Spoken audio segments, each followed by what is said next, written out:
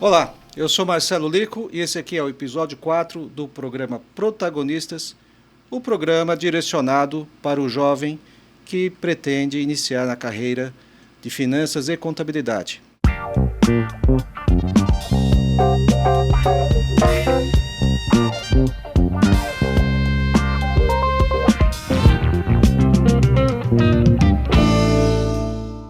Hoje o episódio 4 do Protagonistas traz uma figura, um profissional bastante respeitado no nosso mercado,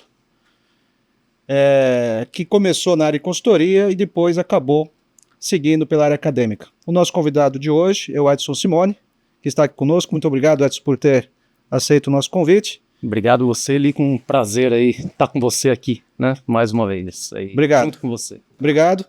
E para quem não sabe, o Edson é o reitor, além de ter uma carreira muito focada na área acadêmica, lembrando um pouquinho aqui o currículo do Edson, ele fez curso de administração de empresas na FECAP, fez mestrado e doutorado em finanças pela USP, e há 23 anos ele é vinculado à FECAP, atuando como professor na área de finanças corporativas e nos últimos 14 anos como reitor. Para quem não sabe, a FECAP é uma das principais instituições de ensino na área contábil do Brasil. Se não me engano, Edson, foi a primeira escola de comércio, como se falava na época, escola de comércio, que hoje se fala contabilidade do Brasil. Ele vai falar um pouquinho sobre isso e vai contar um pouquinho da sua experiência aqui e também passar uma mensagem positiva para os nossos jovens aí que atuam no mercado de contabilidade e finanças. Edson, de novo, muito obrigado. E é um prazer tê-lo aqui conosco. E a gente queria falar um pouquinho com você para entender, Você começou na área de consultoria. No começo da minha carreira, eu atuei com consultoria, e auditoria, embora antes eu já tivesse uma experiência aí prévia que eu acho que até era legal, dado o público que a gente tem aqui como alvo, as pessoas que a gente espera ajudar de alguma forma, comentar um pouquinho, porque talvez muitos se identifiquem, com esse histórico aí prévio. Eu comecei a trabalhar muito cedo, viu, Lico? Meu primeiro registro em carteira, eu não tinha completado 16 anos ainda. Eu ia completar 16 anos ali. Eu fui trabalhar com aquilo que... O registro era mensageiro, mas a profissão era office boy. Office boy, office boy. Então, comecei a trabalhar bem cedo numa empresa estatal, prestei um concurso, entrei, fui trabalhar nessa empresa estatal. Quer dizer, você prestou um concurso. Prestei um você concurso. Poderia estar até hoje, então. Já poderia se aposentado. Poderia. Funcionário público. Nessa área, poderia, talvez já tivesse ali perto, Uhum. Mas eu dei ali essas coisas assim da vida, eu dei a sorte de cair no departamento de contabilidade da empresa, e sobrava um pouco de tempo ali, Lico, e aí eu resolvi ajudar o pessoal. Comecei tá sobrando tempo aqui, eu queria aprender um pouco o que vocês fazem, e aí eu posso ajudar vocês também, Então, genuinamente, meu começo na contabilidade, finanças, foi aí, ajudando as pessoas que trabalhavam no departamento de contabilidade da empresa. Isso com 16 anos? Com 16 anos. Você ficou quanto tempo nessa empresa? Eu fiquei 3 anos. 3 anos. Um pouquinho, E quando eu estava começando ali a faculdade, o pessoal foi lá fazer propaganda, divulgação de processo seletivo para empresa de auditoria, E aí eu me interessei por aquilo, Já entendi um pouco o que era aquele trabalho, em função da experiência prévia, no setor de contabilidade, e fui fazer os processos de seleção, para auditoria, uma coisa que ainda e era bem concorrido na época. E entrei, passei, Passei no processo de seleção, e comecei ali a ter uma experiência que eu diria um pouco mais intensa, efetivamente, nesse setor de contabilidade e finanças. Isso foi em que ano? Isso foi em 98, 98. 98.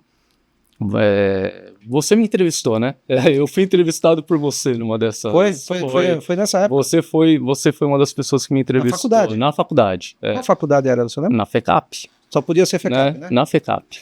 Você estava lá numa das salinhas fazendo seleção. Naquela época a gente recrutava os trainees das empresas de auditoria nas faculdades. A gente tinha um plano de entrevistas e fazia uma triagem inicial muito boa nas faculdades. Eu lembro que tinha filas e filas, né? É isso aí. Você era bem jovem, né? Naquele momento ali, era júnior. Eu era estudante, né? Ali.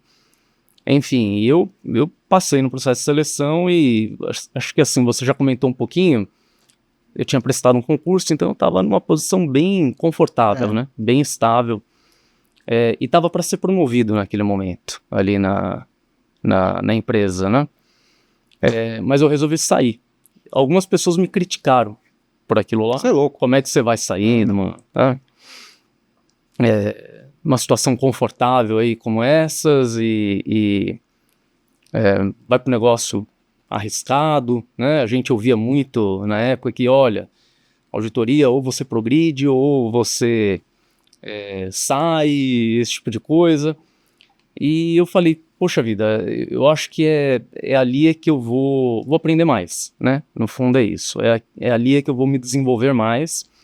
E eu vou tomar um risco e vou pedir demissão onde eu estava e fui para auditoria. Você ficou quanto tempo na auditoria na época? Eu fiquei pouco tempo, né? Eu fiquei 6 meses na auditoria. E que não era aquilo, né? E foi uma escola maravilhosa, né? Eu aprendi, acho que foi uma das experiências de aprendizado mais intenso que eu tive, assim. Realmente foi fantástico, uma escola maravilhosa. Em que você aprende a técnica, mas não só a técnica, né? A gente era orientado, por exemplo, sobre como se portar no cliente, como ter uma postura profissional, né? Sim. E aquilo foi fundamental para o restante da minha carreira. Mas eu tive uma outra oportunidade no mercado financeiro, e aí eu resolvi migrar, né? Sair dali e ir para o mercado financeiro, onde eu apliquei muito daquilo que eu tinha aprendido com a auditoria, porque o trabalho era um trabalho de análise de crédito corporativo, né? Então a gente fazia relatório sobre o perfil de crédito de empresas, de setores, estudava os setores em que o banco atuava, né? Como emprestador. Sim. E aí o conhecimento de contabilidade foi fundamental para executar esse trabalho, né? Então, esse foi um aprendizado que eu levo, embora tenha sido por pouco tempo, aprendizado que eu levei pro resto da vida, né? Me ajudou no resto da vida.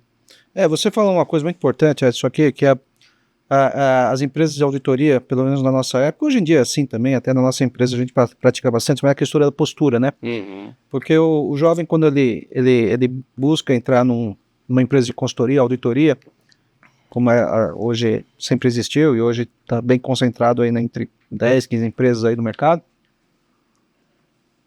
o jovem, ele precisa de um preparo muito grande, né? Porque você vai se relacionar com executivos, com clientes e tal. E às vezes ele não está preparado nem como se portar, como se vestir às vezes.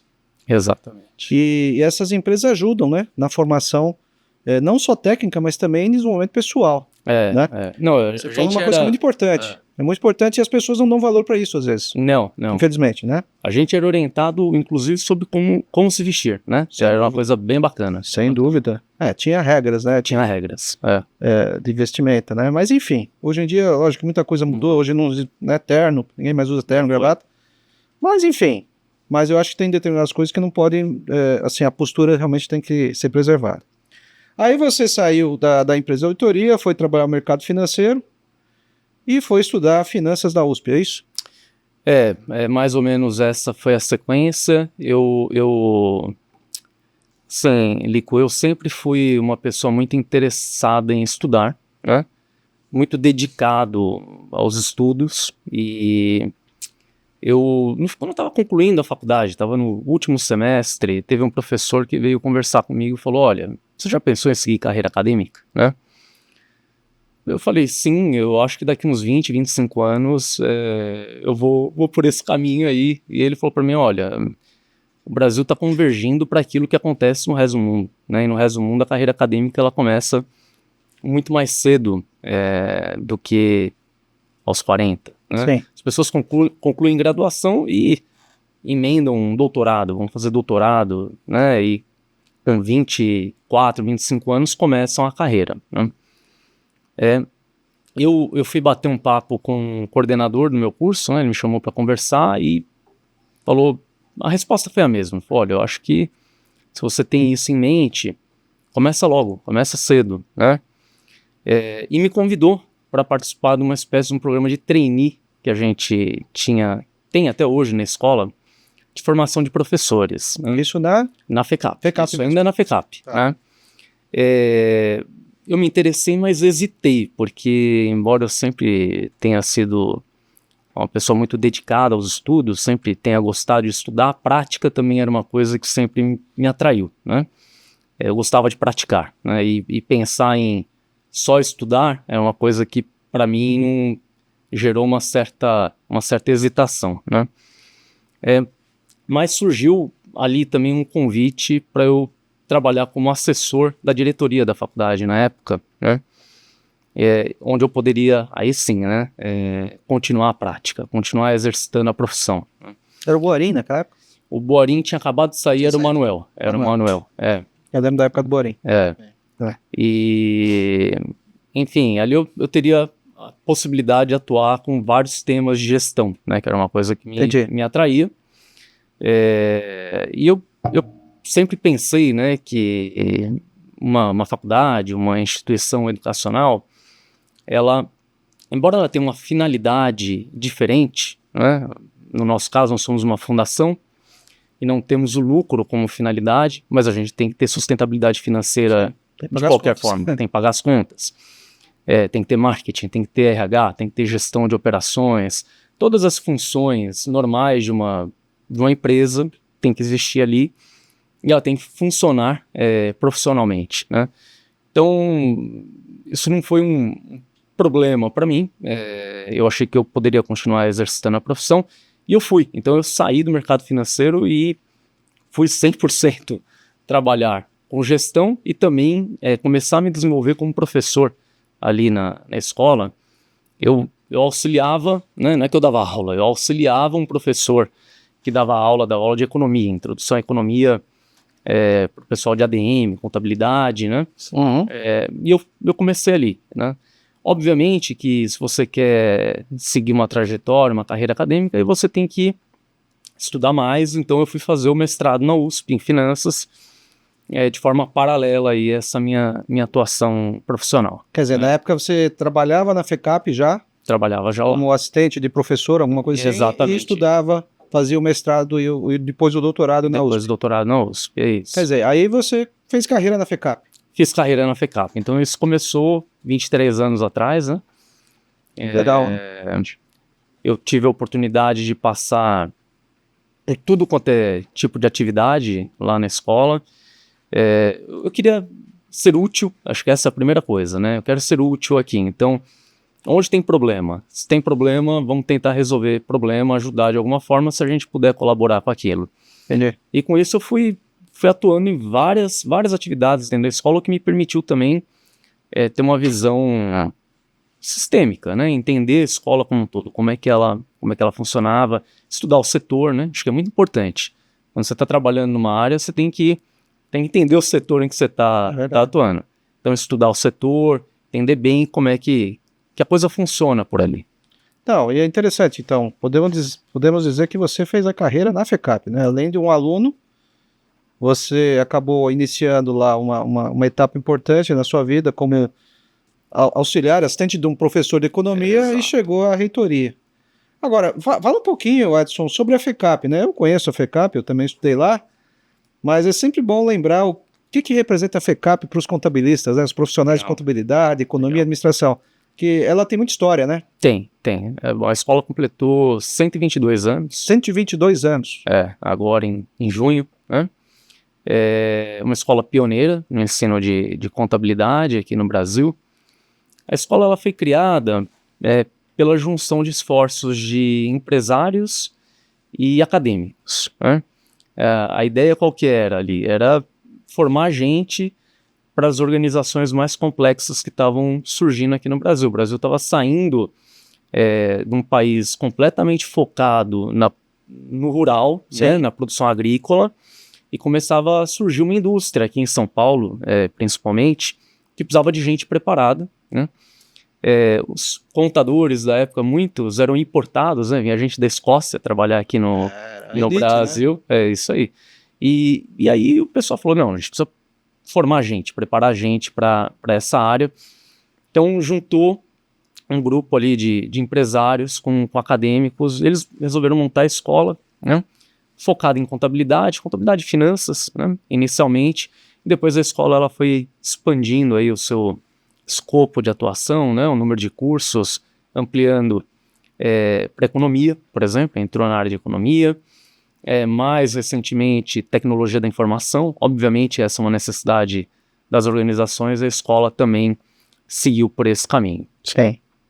Mas é uma escola pioneira, né? A escola que tem como marca, né?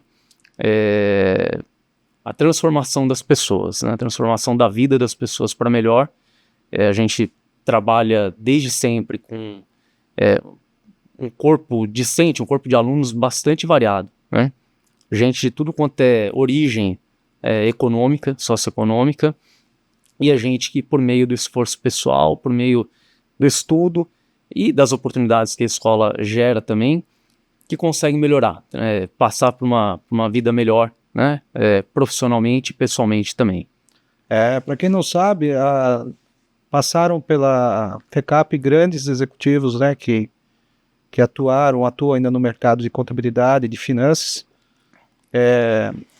e realmente é uma referência acadêmica para nós, profissionais de contabilidade, como o Edson comentou também, ela dá oportunidades para todos, né? Se você realmente tem interesse em entrar numa escola de ponta, para cursar um curso, para cursar uma matéria, buscar uma profissão na área de finanças, contabilidade, administração, realmente a FECAP é uma ótima entidade. E quando você começou lá a FECAP, Edson, lá sendo assistente do professor, você imaginava que você chegaria a se tornar o reitor da entidade? Não, nunca. Não? E como isso aconteceu? Nunca. Assim, a posição especificamente, né, de reitor da instituição, isso nunca teve nos meus planos, assim. Eu nunca imaginei que eu iria atingir aquela posição. Como administrador, eu sempre tive, obviamente, interesse em trabalhar com alta gestão, né? Esse era o meu foco. E eu sempre procurei me preparar para isso. Acho que esse é o ponto, né? A vida, ela traz um monte de mudança, né? Você define uma rota, de repente surge uma oportunidade diferente, você muda de rota. Acho que o fundamental é você estar preparado para aproveitar as oportunidades quando elas surgirem, né? E eu fui nessa postura de tentar ir resolvendo o problema. Acho que essa é a chave, sabe? Entendi. Não importa muito, tem um problema, eu quero tentar resolver. Eu nunca perguntei se eu seria promovido, eu nunca perguntei se eu ia ganhar mais, eu nunca questionei nada disso. Eu queria ajudar, né? E aprender, e me desenvolver. Então, e as coisas foram acontecendo naturalmente. Pegando um gancho nisso, eu lembro da FECAP lá, no século passado ainda, né, vamos falar assim, que o corpo diretivo era tudo cabeça branca. Tudo cabeça branca. Tudo cabeça branca. De repente, o o que mudou para, de repente, um grupo? Eu sei que você, os pró-reitores também, né, que logo que tá ali, que é o seu time também, tudo uma turma jovem, né? Jovem. Ninguém tem cabelo branco. Como que foi essa mudança radical lá na entidade, assim? Porque era muito tradicional, né? Era. Eu acho que teve um grupo ali, 2005 a 2010, que trabalhou ali na escola, dirigentes, né, da fundação, que enxergou a necessidade de uma renovação na instituição. Acho que isso é algo importante. O próprio conselho, né? A gente tem um conselho equivalente ao conselho de administração de uma empresa, como é fundação, chama conselho de curadores, né? Que enxergou a necessidade de uma renovação na instituição, né? É gozado que o nosso conselho, ele é formado por gente muito experiente, né? Então, os cabelos brancos estão ali no conselho. É gente muito preparada, muito experiente, e que não tem a ideia preconcebida de que na execução, né, que os executivos também têm que ter Entendi. cabelo branco, né? A gente, não, olha, a gente precisa dar oportunidade para quem está mostrando trabalho, para quem está mostrando tem serviço, para quem se capacidade, preparou, competência, é isso. Então eu acho que foi um pouco disso, e hoje a gente tem um mix bem bacana de gente muito experiente no conselho, né? E um corpo executivo mais jovem, que tem energia, né? Tem Legal. energia para executar, para fazer as coisas. E nesse período todo que você está lá na FECAP, você percebeu alguma transformação no perfil dos jovens, dos estudantes, dos alunos? Porque nós estamos falando já, além dos 20 e tantos anos que você já atua lá, mas principalmente na alta direção, o que você acha que mudou tanto nos últimos tempos, assim, no perfil dos alunos? Essa é uma boa pergunta. Tem mudança, sim. Tem, né? Tem mudança. Um pouco, talvez, aí em decorrência do ambiente, né? A minha geração cresceu num ambiente muito hostil aqui no Brasil, né? Se a gente acha que hoje o Brasil é um país difícil, com problemas, já foi muito mais. Já foi muito mais. Eu cresci, a minha infância foi num período de hiperinflação aqui no Brasil, certo? Meus pais tiveram um pequeno negócio, eu lembro muito bem, de preço de área, esse tipo de coisa, maquininha ali e tal. Então era um ambiente bem hostil, e com muito menos oportunidades do que hoje. Eu acho que hoje o jovem, bem ou mal, mesmo que ele more na periferia, ele tem acesso a uma rede de transporte boa, o país tem uma rede de apoio social boa, as pessoas têm acesso a muito mais coisas do que na minha geração. Então a gente tinha muita gana, sabe?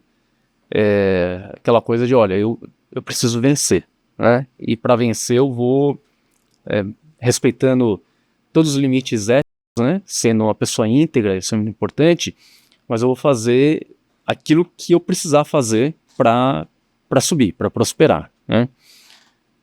Eu acho que isso diminuiu um pouco, né? Eu acho que essa gana, essa energia, eu vejo menos presente nos jovens hoje. Tem um lado bom disso tudo também, eles escolhem mais o que eles vão fazer, eles não aceitam ser expostos a situações que a gente aceitava, né? Então acho que essa é a parte boa. Do lado negativo, e isso tem pesquisa já que indica, né? A gente tem uma propensão menor do jovem a assumir posições de liderança, a ser protagonista. Acho que esse é o ponto, né? Esse é o ponto. Eu ia fazer essa pergunta para você. Você sente isso? Eu sinto e explicar isso é uma questão complexa, né? Mas parte eu acho que tem a ver com escolhas, né? Valores, escolhas por parte do jovem. Claro que assumir uma posição de liderança, de protagonismo, tem encargos, né? Tem encargos.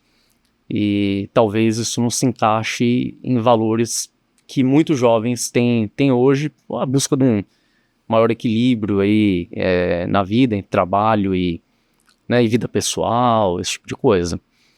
Então tem encargos, mas se esse é o problema, né, acho que para o jovem aí que está nos ouvindo, se esse é o problema, eu acho que também vale lembrar que você tem recompensas, né, quando você tem uma postura proativa, tenta ser protagonista, assumir posições de liderança, que vão além dos aspectos materiais, bem além, né, você ter a sensação de ver algo maior sendo realizado, de impactar positivamente a vida das pessoas, aqueles que estão ao seu redor, isso não tem preço, é uma recompensa muito grande.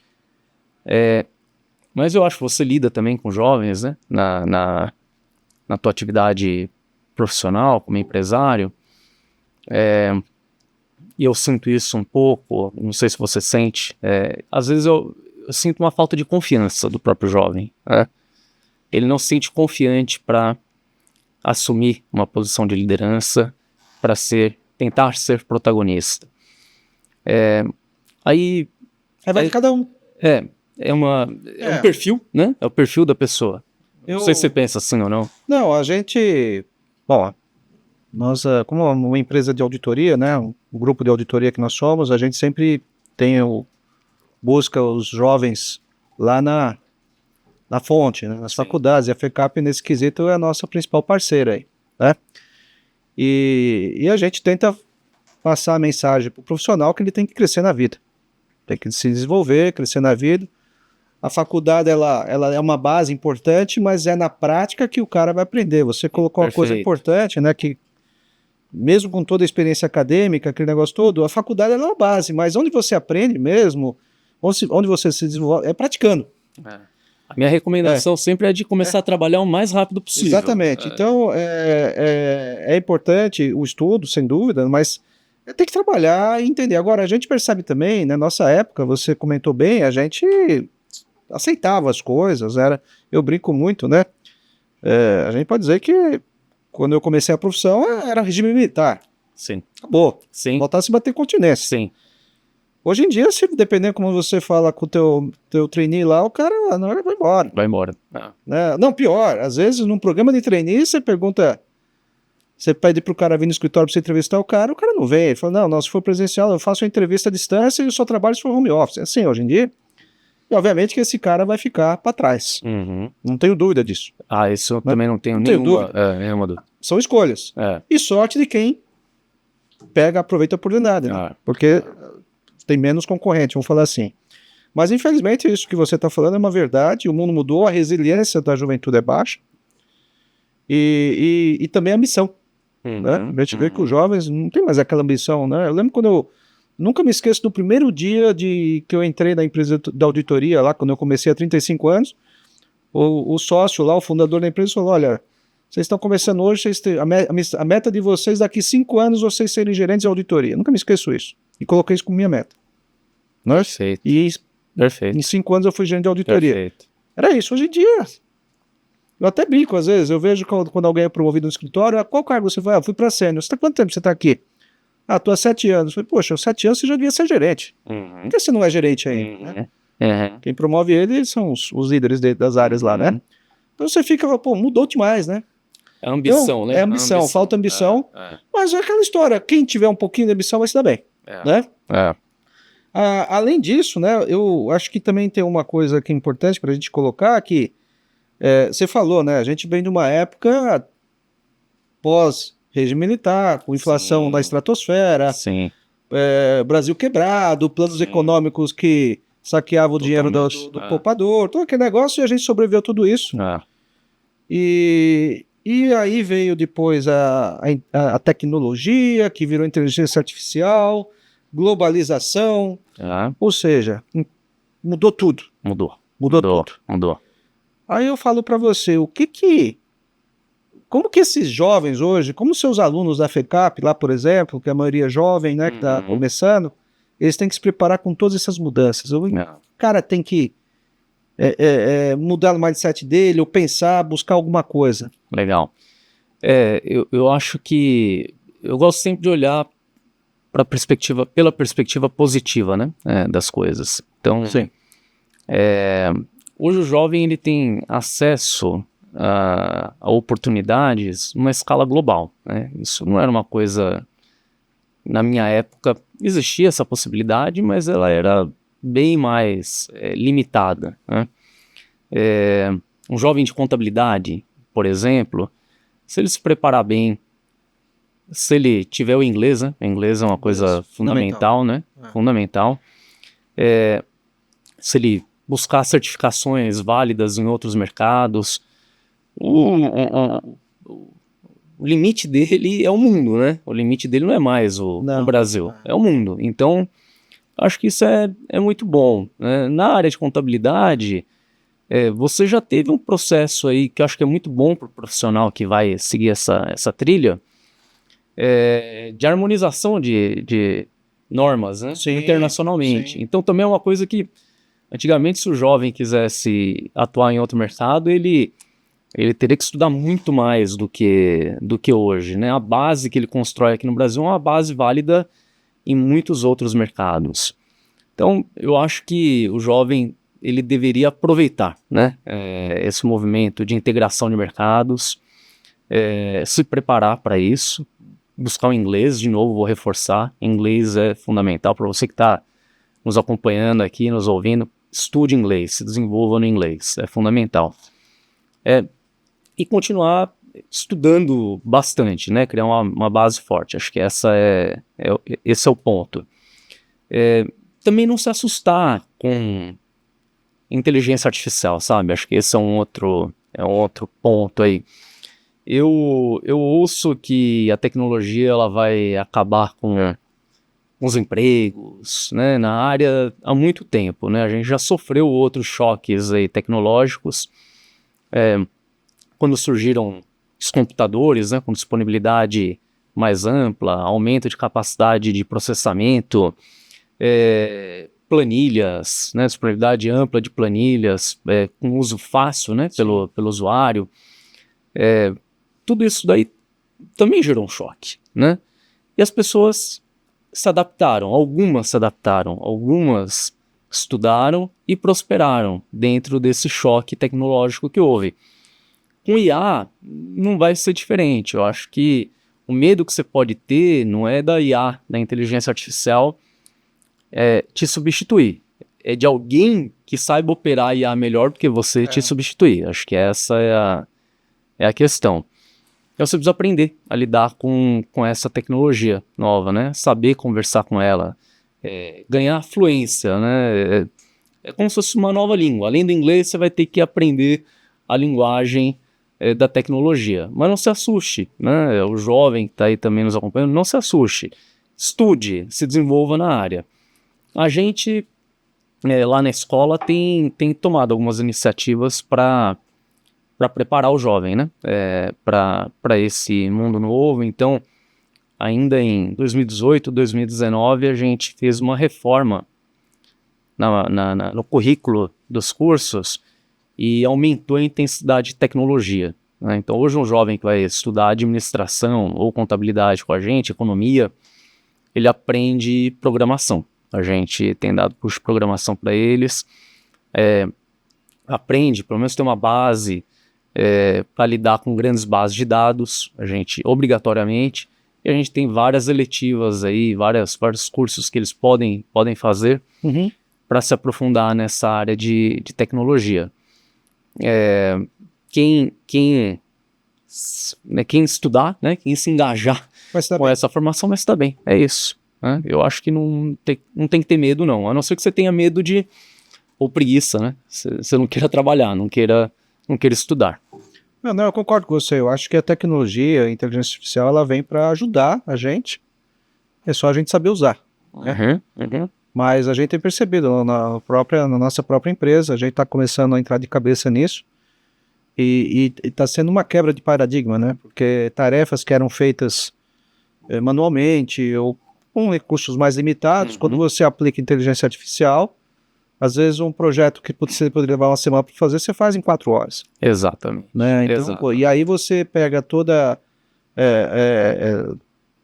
como resultado disso, você vai o quê? Você vai aplicar o valor agregado, inteligência. Não ficar gastando tempo em montar planilha, relatório, né? Então tem que saber usar, né? Eu acho que isso eu concordo sempre com o que você está falando, é um futuro... E a tendência é cada vez mais ser assim, né? Com mais tecnologia, mais recursos disponíveis para serem usados. Olha, eu recentemente assisti um seminário sobre IA, né? Eu vi algumas coisas ali que eu falei, eu nunca mais vou fazer algumas coisas da mesma forma, entendeu? O ganho de produtividade que você tem é uma coisa brutal, né? Se você souber usar o ferramental. Eu vou aí na nossa profissão, basicamente estamos falando de contabilistas, né? Também a gente percebe que cada vez mais a questão da tecnologia ela vai estar envolvida para você preparar as informações financeiras, porque a gente vê muito uma cultura, né, que o contador é o guarda-livro que está lá para fazer o débito e crédito. Hoje em dia não tem mais isso. Hoje em dia a tecnologia faz para você. Mudou. Você tem que estar apto, né? Quem está começando na profissão tem que pensar o seguinte: você não está aqui para ficar fazendo um relatório de contabilidade, você está aqui para analisar os números e para dar um apoio estratégico para o empresário no sentido, olha, tá ruim, tá bom, precisa mudar isso, mudar aquilo. E aí as ferramentas de tecnologia e inteligência artificial, elas vêm para contribuir bastante, né? vai tornar o seu trabalho mais rico, né? Mais rico, com certeza. Agora, também você não pode ficar dependente dele, você tem que ser crítico, né? Isso, Eu acho que falta muita crítica para as pessoas, para os profissionais, infelizmente. Então tem que ter crítica. Ó, faz sentido isso? Isso, Por que agora tá assim, ontem estava de outro jeito? Pô, comparabilidade, a gente fala muito sobre isso na auditoria. Qual que é assim, se você tem algum plano futuro ou sugestão para melhoria na educação, levando em conta a importância que você tem, a entidade que você gere, assim, de mudanças focado nisso que nós estamos falando, olhando, vislumbrando o futuro do profissional. Ou seja, o que poderemos ter de novidades aí? Você tem alguma coisa preparada? A gente está trabalhando nesse momento aí com uma nova revisão de currículos, né, na escola, que essa é uma coisa que a gente faz periodicamente. Certamente uma linha que nós vamos adotar, né, algo que nós vamos fazer, é aumentar ainda mais a intensidade de tecnologia, né, dentro dos cursos. O profissional de negócios, o administrador, o contabilista, o economista, ele vai ter que ser um profissional híbrido. Tecnologia vai ter que fazer parte do seu rol aí de competências, de habilidades, né? Você não pode mais ficar dependente do cara de TI, entendeu? Claro, você vai ter que continuar contando com o profissional de TI, mas você vai ter que saber conversar com ele e ter mais autonomia também. Acho que essa é uma linha aí que a gente vai adotar. E uma coisa que você falou que eu concordo 100%, 100%, o profissional ele tem que ser crítico, né? Ele não pode aceitar sem crítica o resultado que a tecnologia gerou para ele, né? Isso requer um embasamento maior, né? Uma fundamentação maior. Eu acho que reforçar muito o porquê das coisas, os princípios, né? Na contabilidade, por exemplo, o cara tem que saber o porquê, não só decorar o que está nos pronunciamentos, mas tem que saber o porquê dos pronunciamentos, qual é a filosofia que está por trás. E isso vai fazer com que ele aguce, né, essa capacidade crítica e tenha condições de manejar bem aí o uso de tecnologia. Então, acho que esses são dois aspectos aí que eu acho que são bem importantes para as profissões que a gente trabalha, né? Pessoal de contabilidade, finanças, enfim.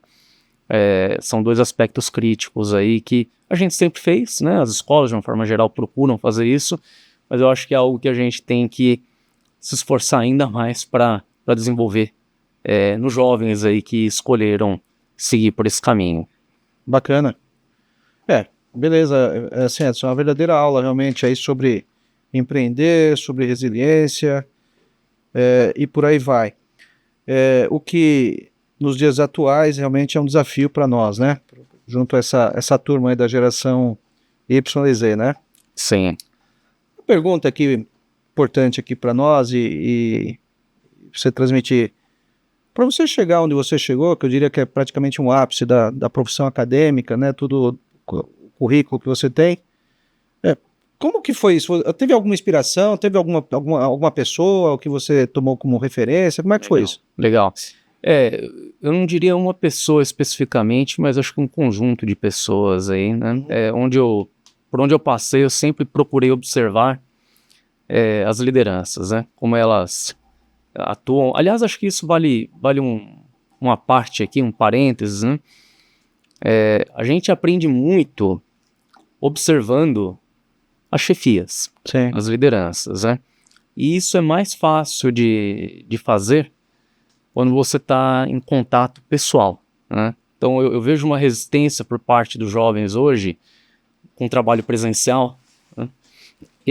Mas você aprende demais, né? Observando ali. Quando você está no remoto 100%, você perde um aprendizado que acontece naturalmente no escritório, né? Então fica um incentivo aí para o jovem que está pensando só em trabalhar remotamente, aí para o escritório observar como as coisas funcionam ali. E eu procurei sempre observar, né, as minhas chefias. Especificamente na FECAP, algumas pessoas com quem eu trabalhei me ensinaram demais e servem de alguma forma de fonte de inspiração, né? Você já citou um que foi o Boarim, né? O Boarim, ele já, quando eu comecei a trabalhar lá, ele já não era mais o diretor da faculdade, mas ele era um superintendente da fundação, né?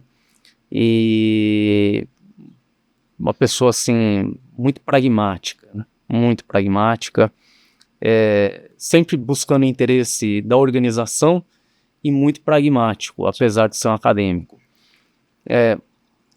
Depois eu tive o prazer de reencontrá-lo mais de 10 anos, né, para frente, aí na própria FECAP, quando ele retornou numa reestruturação que a gente teve lá do nosso conselho. Ele voltou para dar uma ajuda aí temporária, e a gente trabalhou junto por alguns meses também, foi muito bacana.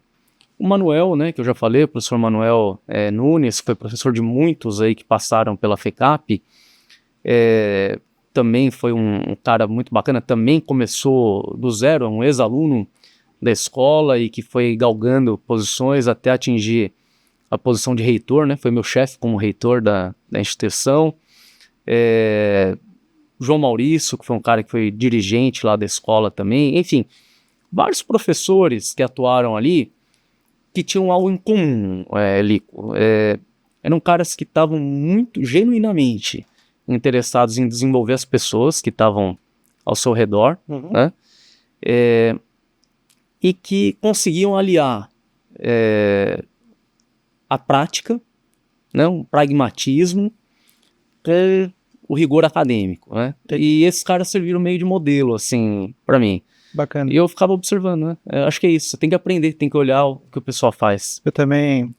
Eu sempre falo, né, na profissão, quando eu estava no início ainda, eu sempre buscava, eu tinha várias pessoas, profissionais mais experientes com que eu trabalhava, sempre eu buscava observar bem como eles atuavam, né, como eles trabalhavam e tal, e a gente vai pegando um pouquinho de cada um, e vai colocando isso no mixer, opa, é isso que... isso. E é bom também porque também você vê algumas coisas que a gente não quer seguir. Exatamente. Um exemplo, ó, isso eu não vou fazer nunca. Exatamente.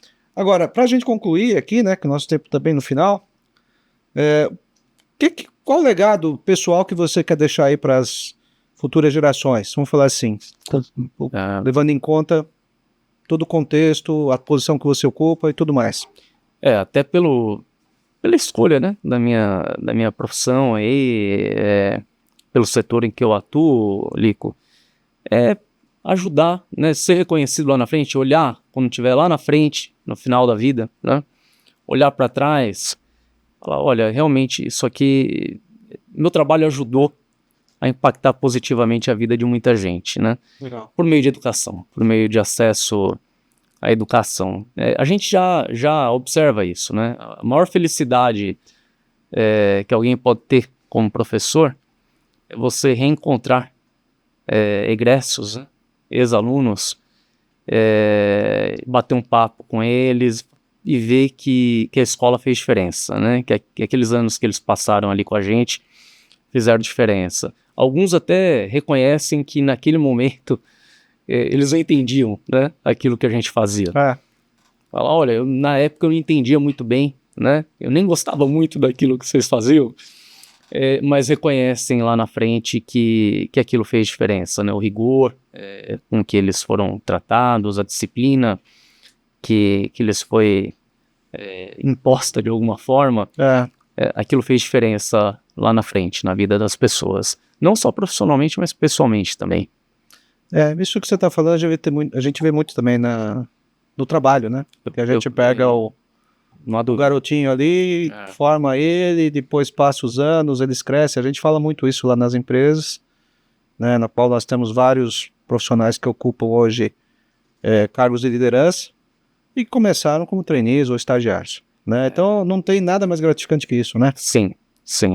Acho que essa é uma verdade bem, bem clara aí para quem trabalha já há algum tempo, né? Auditoria, consultoria, é o teu caso. 35 anos.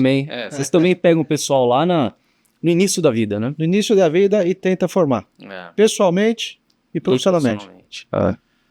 Puxa, Edson, muito bacana ter conosco. Eu gostei muito aí de escutar você. É sempre bom escutar também, porque a gente recebe muitos empreendedores, empresários, mas sempre é bom ter alguém também do meio da educação para falar um pouquinho, contar a história. E eu acho que foi uma conversa muito bacana, eu acho que com certeza vai contribuir muito aí para quem tiver interesse, né, lógico, e dar insights importantes sobre o futuro, tanto na questão educacional como profissional também. Foi muito legal tê-lo conosco hoje e obrigado. Obrigado você, Lico. Um prazer e uma honra estar aqui com Prazer foi nosso. você. Prazer foi nosso. Bom, pessoal, aqui nós vamos encerrando nosso programa Protagonistas, episódio número 4. Recebemos hoje o reitor da FECAP, Fundação Escola de Comércio Álvares Penteado, nosso amigo Edson Simone. E a gente vai encerrando aqui, agradecendo a participação do Edson e também pedindo para que vocês assistam esse programa em nossos canais, nas redes sociais do Grupo Cromacro. Lembrando que esse programa ele tem o apoio institucional das empresas do grupo. E até a próxima. Muito obrigado.